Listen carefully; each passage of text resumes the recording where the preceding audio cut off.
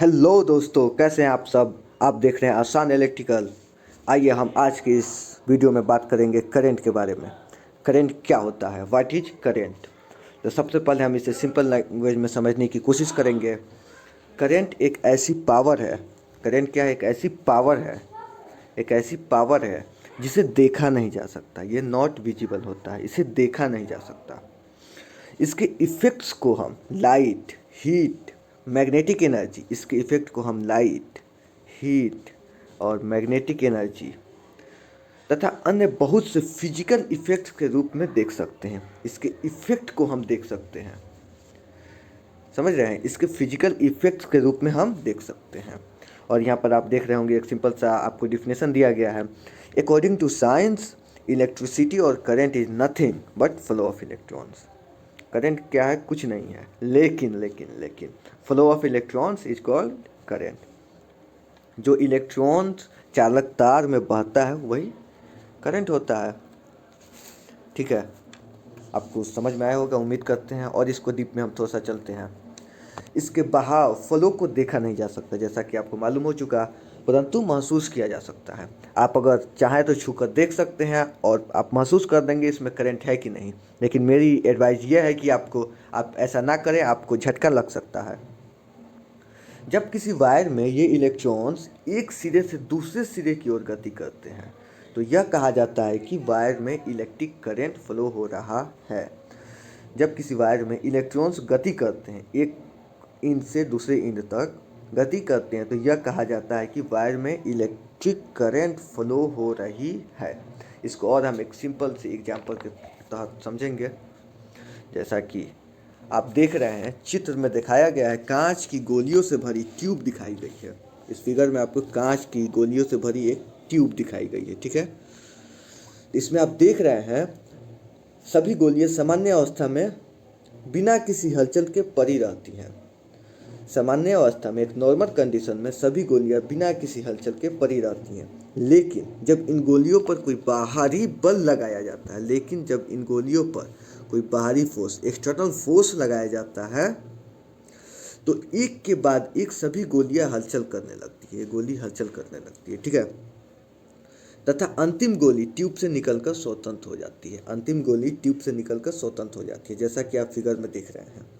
इसी प्रकार, सेम इसी प्रकार, जब चालक तार के सिरों पर विद्युत दबाव दिया जाता है तो चालक तार में पाए जाने वाले इलेक्ट्रॉन्स स्वतंत्र होकर गति करने लगते हैं। उम्मीद है आप इस एग्जाम्पल को समझ गए होंगे। और करंट के बारे में एक छोटा सा और आपको मैं बता दूं कि इलेक्ट्रिकल के किसी भी उपकरण को चलाने के लिए, इलेक्ट्रिकल के किसी भी उपकरण को चलाने के लिए जब हम उसे सप्लाई से जोड़ते हैं, सप्लाई से जब उसको हम जोड़ देते हैं, जैसे ये बल्ब को चलाने के लिए हम ये सप्लाई से जोड़ देते हैं, बैटरी से जोड़ देते हैं, तब उस सप्लाई सोर्स से लेकर उस उपकरण तक, ये सप्लाई सोर्स से लेकर ये उपकरण तक, ठीक है, उस सप्लाई सोर्स से लेकर उस उपकरण तक वायर में बहते हुए जो चीज़ जाती है, वायर में ये बहते हुए जो चीज़ जाती है, जिससे वो उपकरण जलने या चलने लगता है, जिससे ये उपकरण जलने या चलने लगता है, उसे धारा यानी करंट कहते हैं। उसे धारा यानी करंट कहते हैं। यहाँ पे एक छोटा सा और दिया गया, आप इसे पढ़ें। The electric current is the continuous flow of electrons. ये लगातार फ्लो होते रहता है। Is an electric circuit. Electric circuit में कॉन्टिन्यूअस फ्लो होते रहता है अगर लाइट हो तो। इसका सिंबल क्या है, ये बहुत ही इंपॉर्टेंट है, आप इसको जरूर याद करें। इसका सिंबल आई होता है और इसकी यूनिट एम्पियर होती है। ऐसा यूनिट है इसकी, एम्पियर। इसको ए से हम डिनोट करते हैं। ठीक है, आगे हम देखते हैं टाइप्स ऑफ करंट। करंट कितने प्रकार का होता है, तो आप जानते होंगे करंट दो प्रकार का होता है, एसी और डीसी। डायरेक्ट करंट और अल्टरनेटिंग करंट। यहाँ पर हम डीप में इसकी स्टडी करेंगे, डायरेक्ट करंट और अल्टरनेटिंग करंट। सबसे पहले हम देखेंगे direct current. What is direct current. यह एक ऐसी करंट है, यह क्या है, एक ऐसी करंट है, ऐसी धारा है जिसकी डायरेक्शन और वैल्यू हमेशा एक समान रहती है। जिसकी डायरेक्शन और वैल्यू हमेशा एक समान रहती है। इस धारा को हम सेल या बैटरी से प्राप्त कर सकते हैं। इस धारा को हम किससे प्राप्त कर सकते हैं, सेल से या बैटरी से हम प्राप्त कर सकते हैं। ठीक है, इसका एक सिरा पॉजिटिव तथा दूसरा निगेटिव होता है। और हम देखते हैं अब अल्टरनेटिंग करंट। ये बहुत ही इंपॉर्टेंट है। हमारे घरों में मैक्सिमम जो चीज़ें हैं वो अल्टरनेटिंग करंट से ही ऑपरेट होती हैं। इसको हम अच्छे से समझेंगे।